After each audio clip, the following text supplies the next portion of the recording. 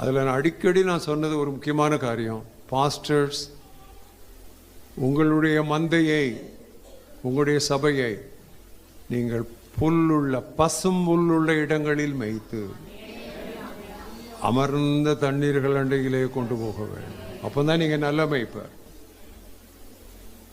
வைக்கல் போடக்கூடாது, புல் போடணும். வைக்கல் போடுறது அது மாட்டுக்கு தான் வைக்கல். என்ன மாடா? ஆடு நல்ல பசும்புல்ல ஃப்ரெஷ்ஷாக கொண்டு போகணும். அது மாதிரி கொந்தளிப்பு இல்லாமல் நீங்கள் பார்த்தீங்கன்னா இந்த செம்மறி ஆடுகள் அப்படியே வெள்ளம் வந்தால் போய் குடிக்காது, அப்படியே மெதுவாக ஓடுற இடத்துல போய் குடிக்கணுங்க. அடுத்த நேரம் பாருங்களாம், அழகாக அதில் போய் தான் அதான் அந்த அமர்ந்த தண்ணி, கெட்டு கிடக்கிற தண்ணி அல்ல, அப்படி மெதுவான ஓட்டம், அமர்ந்து போகிற தண்ணி. ஸோ நான் பாஸ்டர்ஸு ஊழிகாரங்களுக்கெல்லாம் நான் அதை சொல்லிகிட்டு இருக்கிறேன், நீங்கள் அதை செய்யணும் அப்படின்னு சொல்லிகிட்டு இருக்கிறேன். 1 பேதுரு 2ஆம் அத்தியாயம் 25ஆம் வசனம். சிதறுண்ட ஆடுகளைப் போல் இருந்தீர்கள், இப்பொழுதோ உங்கள் ஆத்துமாக்களுக்கு மேய்ப்பரும் கண்காணியுமானவரிடத்தில் திருப்பப்பட்டிருக்கிறீர்கள். நீங்களா வந்துடல, திருப்பப்பட்டிருக்க. யாரோ ஒருத்தர் உங்களை கொண்டு வந்தாங்க. திருப்பப்பட்டிருக்கிறீர்கள். நல்லா இருக்கு அந்த மொழியாக்கம். திருப்பப்பட்டிருக்கிறீர்கள். எங்கேயோ போயிட்டு இருந்தவங்களை ஆண்டவர் பிடிச்சி இழுத்துட்டு வந்தார். அதே மாதிரி 5ஆம் அத்தியாயத்தில் 2 முதல் 4 வரை சொல்லுகிறார். இது சபை தலைவர்களுக்கு சொல்லுகிறார். உங்களிடத்தில் உள்ள தேவனுடைய மந்தையை, மந்தையைங்கிற வார்த்தை கொண்டாடப்ப, மந்தையை நீங்கள் மேய்த்து, கட்டாயம் என்ன பண்றது, இந்த ஆட்களை மேய்க்க வேண்டியது இருக்கு, அப்படி அல்ல, மனப்பூர்வமாய், இஷ்டமாய், அவலட்சணம் கெட்ட, இந்த துட்டுக்காக அல்ல, ஆதாயத்திற்காக அல்ல, உற்சாக மனதோடு சுதந்திரத்தை நீங்க ஒரு ஊழியங்கிறனால உங்களுக்கு இஷ்டம் போல நீங்க சொல்லலாம் இல்லை, அதை இருமாப்பாய் ஆளுகிறவர்களா இல்லாமல் மந்தைக்கு உங்களை மாதிரிகளாக கண்காணிப்பு செய்யுங்கள். அப்படி செய்தால் பிரதான மேய்ப்பர் வெளிப்படும் பொழுது மகிமையுள்ள வாடாத கிரீடத்தை பெற்றுக்கொள்வீர்கள். இந்த காலையில் இப்போ நீங்கள் வரும்போது பார்த்தீங்கன்னா நிறையா கசாப் கடைனா மட்டன் ஸ்டால் இல்லை, நிறையா ஞாயிற்றுக்கிழமை ஆனால் ஏகப்பட்ட மட்டன் ஸ்டால். எனக்கு இந்த மட்டன் ஸ்டாலை பார்க்க ரொம்ப ஆசை. இன்னும் தலையை பார்த்த உடனே தலைக்கறி வேணும்னு இருக்கும், குடலை பார்த்த உடனே குடல் குழம்பு வைக்கணும்னு இருக்கும். எனக்கு கர்த்தர் கிருபையாக ஒரு டாக்டரை மனைவியாக கொடுத்ததுனால வீட்டில் நிறைய ரெஸ்ட்ரிக்ஷனு. ஸோ அதனால் நினச்சதெல்லாம் சாப்பிட முடியாது. ஆனால் அதெல்லாம் பார்த்தா ரொம்ப ஆசையாக இருக்கும். குடல் குழம்பு அது அந்த கொழுப்போடு போடணும், கொழுப்பு மிதக்கணும். அதே மாதிரி தலைக்கறி அது கொஞ்சம் மூளை சாப்பிடணும், ஏன்னா நமக்கு எல்லோரும் கொஞ்சம் குறைவு தானே, ஸோ அதுக்கு வேணும். ஸோ இதெல்லாம் ரொம்ப விருப்பமான சில காரியங்கள், சரியா? அப்போ நான் போனேன்னா கேட்பேன், எப்பா இது வெள்ளாடா செம்மறி ஆடான்னு கேட்பேன். இப்போ செம்மறி ஆடை தான் அடிச்சுட்டு அந்த வெள்ளாட்டு வாலை அந்த செம்மறி ஆட்டு வாலில் சொருகி வச்சுருப்போம், தெரியாதோ? அதை இழுத்து பார்க்கணும், அது அழகாக வந்துடும். செம்மறியாட்டு கறி சீப்பு, வெள்ளாட்டு கறி கொஞ்சம் காஸ்ட்லி. கறியில் அப்படி. ஆனால் இந்த ஆடுகளில் செம்மறி ஆடு இருக்குது, வெள்ளாடும் இருக்குது, தெரியுமா? ஆண்டவருக்கு என்னமோ செம்மறி ஆடு ரொம்ப இஷ்டம். செம்மறி ஆட்டை வரத பக்கம் போய் சொல்கிறாரு, வெள்ளாட்டை இடத்த பக்கம் போய் அப்படி தானே? பைபிள் தெரிஞ்சுதான், தெரிஞ்சவங்க தானே? செம்மறி ஆடு வரத பக்கம், வெள்ளாடு இடது பக்கம். இந்த செம்மறி ஆடை மேய்க்கிறது ரொம்ப லேசு. அது பேசாமல் அதுக்கு தூக்கவே தெரியாது, ஏன்னா தூக்க முடியாது, அது அப்படியே தான் போகும். இந்த வெள்ளாடு இருக்குதே, இது ஏறும், எதையும் பிடிச்சி இழுக்கும். ஸோ அந்த வெள்ளாடுகளை மேய்க்கிறது கஷ்டம். இப்போ நம்ம திருச்சபைகளில் கொஞ்சம் வெள்ளாடுகள் நிறையா தான் இருக்குது. இப்போ அது பாஸ்டர் சிரிக்கிறாரோ சிரிக்கலையோ அவர் ஆமோதிப்பார், இருக்கு இல்லையா? அது அப்படிதான் இருக்கும், அது சொன்னோட கேட்காது. அது நம்ம ஒரு பக்கம் போனால் அது வேற ஒரு பக்கம் போகும். இந்த செம்மறியாடு அப்படியே போகும், மந்தையோடு தான் போகும், அது தனியாக போகாது, பொதுவாக போகாது.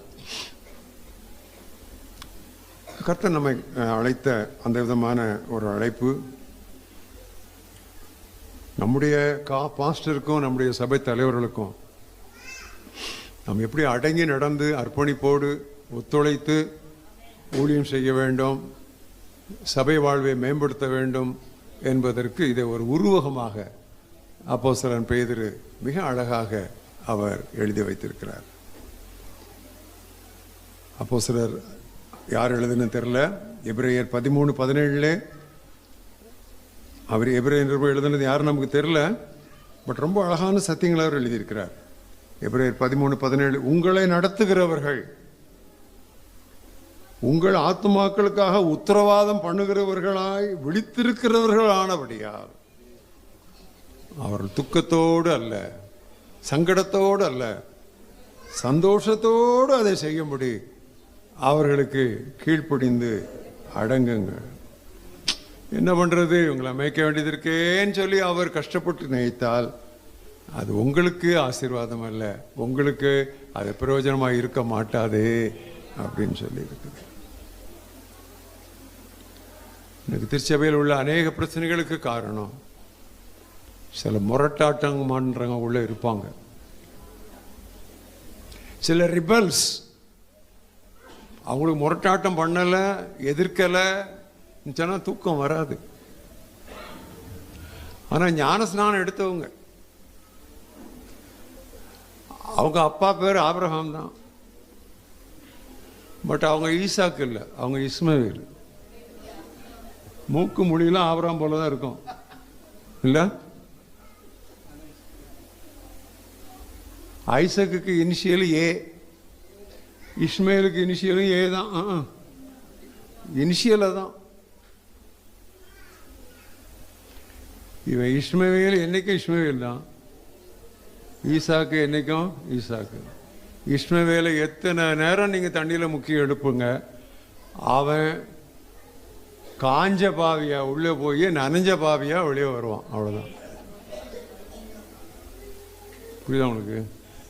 இன்னைக்கு இஸ்மவேல் நிறைய இருக்கிறாங்க சபையில். இப்போ நீங்கள் நல்லா யோசித்து பாருங்க, எதை சொன்ன உடனே ஒரு எதிர்ப்பு, அதை இப்படி இப்படி இப்படி ஒரு ஆணவம், அது என்னன்னு யோசிக்க முன்னாலே உங்களுக்கு தோன்றினால் நீங்கள் மறுபடியும் பிறக்க வேண்டும். You should be born again. அப்படிலாம் பைபிள் கிடையாது, பட் உங்களுக்கு நான் சொல்றேன். புரியுதா? சொல்றது உங்களுக்கு புரியுதா? நீங்கள் திருச்சபையில் அநேக பிரச்சனைகளுக்கு காரணம் இந்த முரட்டுத்தனமாக காரியங்களை செய்கிறவங்க மூலமாக தான். ஆனால் என்ன, அவங்க தான் பிரமுகர்களாக இருப்பாங்க. அது அடுத்த பிரச்சனை. கமிட்டி ஓட்டில் நிறைய அவங்களுக்கு தான் கிடைக்கும், கவுன்சில் அவங்க, கமிட்டி அவங்க. ஐயோ, எருசலேமை பார்த்து ஆண்டவர் கண்ணீர் விட்டபடி தான் நம்மளும் கண்ணீர் விடணும். எத்தனை திருச்சபைகள் ஒரு அடி முன்னால் எடுத்து வச்சா நான் அடுத்த அடி எடுத்து வைக்கிறதுக்குள்ள ஒரு கட்டையை கொண்டு அந்த காலுக்குள்ள கொடுக்குறான், அப்போ நடக்க முடியும். எனக்கு தெரியும் நிறைய கமிட்டிங்க, எனக்கு தெரியும் நிறைய கவுன்சிலுங்க. அவங்க வேலை என்னன்னா, யாராவது முன்னுக்கு போயிட்டு இருக்கான்னு சொன்னா காலுக்குள்ள கட்டையை கொடுத்துருவாங்க. இதுதான் நடக்குது. என்ன அது? ஆண்டவரே, இப்படிப்பட்ட மனிதருக்கு ஒரு பெரிய ஆழமான நிசமான மனம் திரும்புதலை கட்டளையிடும் என்று கதற வேண்டியது. இரவும் பகலும் ஆண்டவரோடு கூட நெருங்கி வாழுகிற சகோதரிகளும் சகோதரர்களும்.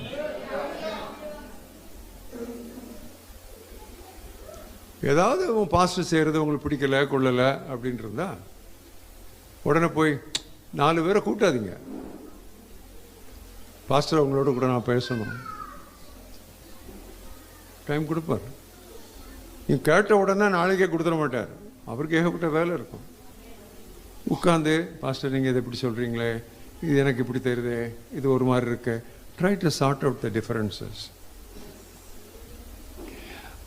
ஜாமெட்ரி, மறுபடியும் ஜாமெட்ரிக்கு வர்றேன் நான். ஏன்னா எனக்கு இன்ஜினியரிங் மேத்தமெட்டிக்ஸ் இல்லையா.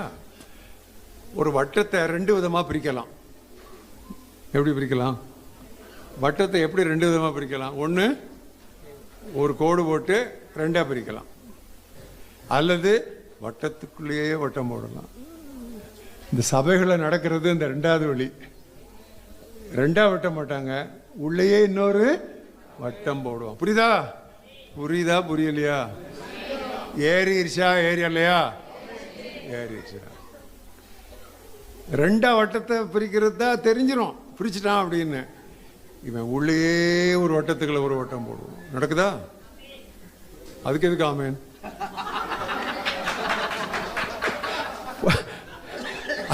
அதுக்கு நோலா சொல்லணும், எஸ் சொல்றீங்க.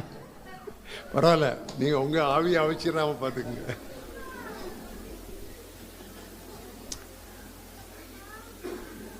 அதே மாதிரி இங்க சில ஊழியர்கள் உட்கார்ந்துருப்பீங்க இருக்கலாம், ஏன்னா இது ஒரு பெரிய சபை, கிளச்சபையிலேருந்து வந்திருக்கலாம். யாரா இருந்தாலும் அடுத்த மந்தையிலிருந்து ஆடு திருடக்கூடாது. அது கர்த்தருக்கு பிரியமில்லாத காரியம். உங்களுக்கு கர்த்தர் 10 பேரை கொடுத்தா 10 பேரையே மேய்ச்சிட்டு இருங்க. அவருக்கு 100 பேர் கொடுத்துருக்காரு, பரவாயில்ல. அதே சமயத்தில் அதே நம்ம சபை இருக்கு, நான் இஷ்டம் போல நான் போற வழி தான் போவேன் அப்படின்னு சொன்னால், தனித்து வெளியே அலையும் ஆடு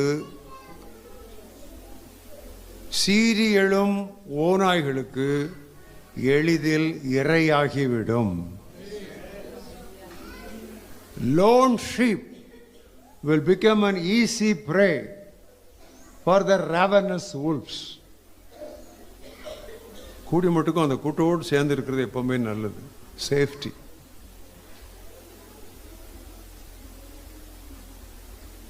அடிக்கடி நான் பாஸ்டர்ஸோட தலைவர்களோட இந்த சமீப ஆண்டுகளிலே நான் பேசி கொண்டிருக்கிறேன்.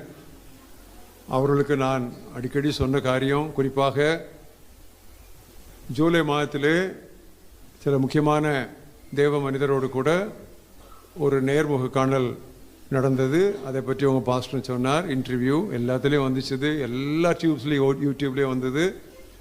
அதில் நான் அடிக்கடி சொன்னது ஒரு முக்கியமான காரியம், பாஸ்டர்ஸ் உங்களுடைய மந்தையை, உங்களுடைய சபையை நீங்கள் புல்லுள்ள பசும் புல்லுள்ள இடங்களில் மேய்த்து அமர்ந்த தண்ணீர்கள் அண்டையிலே கொண்டு போக வேண்டும். அப்போ தான் நீங்கள் நல்ல மேய்ப்பார்.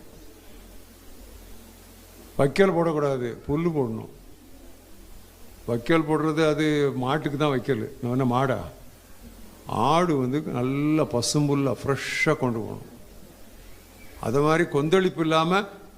நீங்கள் பார்த்தீங்கன்னா இந்த செம்மறி ஆடுகள் அப்படியே வெள்ளம் வந்தால் போய் குடிக்காது, அப்படியே மெதுவாக ஓடுற இடத்துல போய் குடிக்கணுங்க. அடுத்த நேரம் பாருங்களாம், அழகாக அதில் போய் தான். அதான் அந்த அமர்ந்த தண்ணி,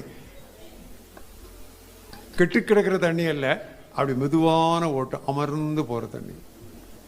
ஸோ நான் பாஸ்டர்ஸு ஊழிகாரங்களுக்கெல்லாம் நான் அதை சொல்லிகிட்டு இருக்கிறேன், நீங்கள் அதை செய்யணும் அப்படின்னு சொல்லிகிட்டு இருக்கிறேன்.